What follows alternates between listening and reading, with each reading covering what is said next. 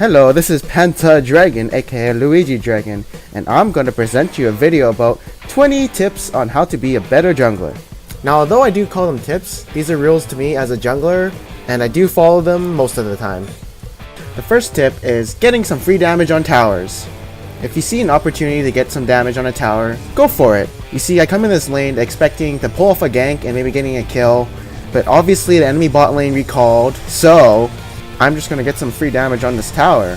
See, some people would go back into the jungle and try and farm up a bit or something, which is effectively you went to that lane and you wasted your time, but here I'm actually making use of my time by getting some damage on the tower so we can get it low and maybe get it later. For the second tip, you should be noticing aggression from a lane and your needed situation. This tip is a bit vague, but let me elaborate on it. So you basically look at the minimap and say, can I get a kill if I'm around the situation? And when I was looking at the minimap, I was obviously saying, oh, I can definitely get a kill here. So instead of going to my red buff, I noticed the aggression coming from the enemy bot lane and seeing that I could actually pick off a kill myself. For our third tip, if you can't find a gank, farm camps. You see, when I gank a lane, I'm trying to think, what would happen if I ganked a lane? What would the enemy champion do? What would I do? What would my laner do? How could we kill him? And when I think of ganking top, I just think it's kind of a waste of time. And if I had red buff, I might consider it. Now, I might be able to gank TF, but I don't think so in this situation for some reason, so I'd rather just farm my camps. See, I don't want to be wasting my time and not getting anything done when I gank a lane. So for our fourth tip, what you want to do is when a buff is about to spawn, pick it up right away. The time is usually about 7:15 for your first buff that you killed, and then right after you're going to want to go to your other buff which is about to spawn since you went that route. The reason I do this is because I don't want the other jungler taking my buff. Like if say my red buff just spawned and I was at top and an enemy jungler saw that I was top, potentially I left up an opportunity for him to take my red buff for free. And obviously I don't want him having 3 buffs over me in the second round when all the buffs spawn. For our fifth tip, when the jungler is top and pressuring your tower, you should be pressuring something else. That might be saying you should go top with your jungler, or you can pressure another lane, or you can get dragon for free as it would be a 4v3. This is, I think, a better trade for you as you can get their tower later, but they can't get your tower since it's already dead. And you already get a dragon which is respawnable resource, so yeah, I think it's a better trade. And also, if they really do want to contest, then you can just turn on them since it's a 4v3 and they're at a disadvantage. For the sixth tip, when you pick up a few kills, you can use their deaths as advantage by taking objectives around the map. Preferably, the most nearby objectives are the ones you should prioritize. And the reason you can actually pressure these objectives is because, you know, the disadvantage that the enemy team has in numbers.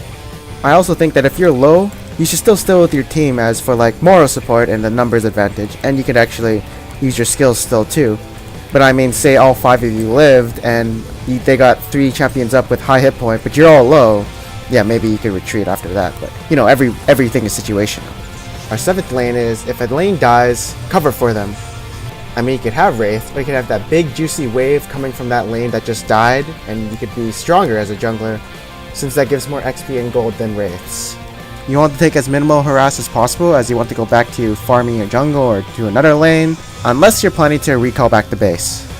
Alright, so tip number 8, if the enemy is away from his buffs, then it's free game for you. In this case, I actually saw Elise try to gank bot after doing her red, and I saw that she had a red buff, and I saw it was like around 8:15, so I knew that her blue buff was going to be up. So I went to try and go steal it, and I kind of knew that she was really far away from it, so I just did it. Took it and walked away with no retaliation whatsoever.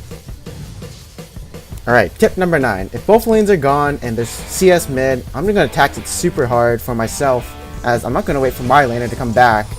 And you know what? I feel like I need more XP so I get more levels so that I can do more. The more farm I get, the more powerful I get, and the more I can carry this game. It's also like the other laner is going to lose more XP, so he has to return to mid if he wants to roam or something. Tip number 10. Picking Dragon. This is a place where you know that at least one ward will be here 80% of the time. It also opens up an assured gank path that you can use later on. And it's sort of easy to make a habit of. All you have to do is every time you recall, buy a sight ward or think about it, and then buy a vision ward if you plan on going around the river sometime. And for our 11th tip is doing Dragon when you're at an advantage. Like a 5v4 or 5v3, anything kind of like that.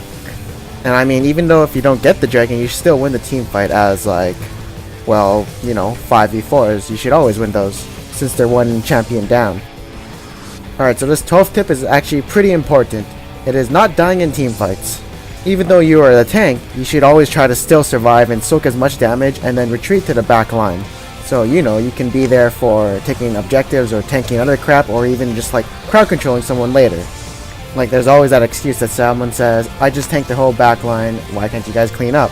Well, instead of tanking their back line, you can tank their front line and be that kind of wall that sits in front of your AD carry and AP carries.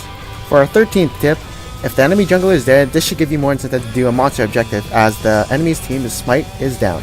So that means for you that you have no fear of getting outsmited by the enemy. Alright, so the 14th tip is taking the second blue. If you think you can do more than your mid with blue buff, then take it. I mean, if he's going like 0 and 3, like, would you actually want to give it to him? Probably not.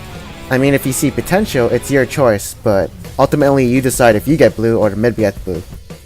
Alright, so tip 15, if you know an enemy's flash is down, you can burn all sorts of things on him and secure that kill. This is why people in higher elo call when flashes are burned, so that means you as a player should know that he can't get away if you already kind of lock him down or whatever.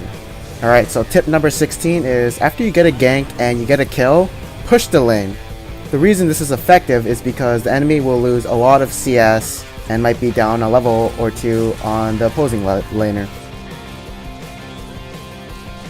Alright, so tip number 17. On the contrary, if the laner is already pushing on you, you might want to freeze the lane for your own laner if he died, and this will put the enemy laner at a disadvantage because his creeps will be killing your creeps, making him lose more XP and gold, and since he's pushed up, he's also susceptible to another gank. For the 18th tip, pinging out any enemy sightings. This is pretty simple and can improve your team's overall map awareness and give you general information to your teammates. Alright, so tip number 19. When recalling, always buy a ward. So this ward will help your laners and yourself. Like say maybe a laner forgot the ward and you want to ward for him, or actually even counter jungling and you could ward their blue buff or red buff if you plan on invading it later. So I think it's really effective if you always buy a ward when you recall and go back to base. And for our final tip is always constantly look at your mini-map. Just even one glimpse in a team fight or something like in the skirmish could tell you how much people are actually coming.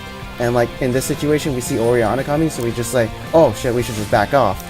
And like if we kept chasing, we probably could have got like triple killed or something. Like that one glimpse at the minimap could prevent you from making a huge mistake.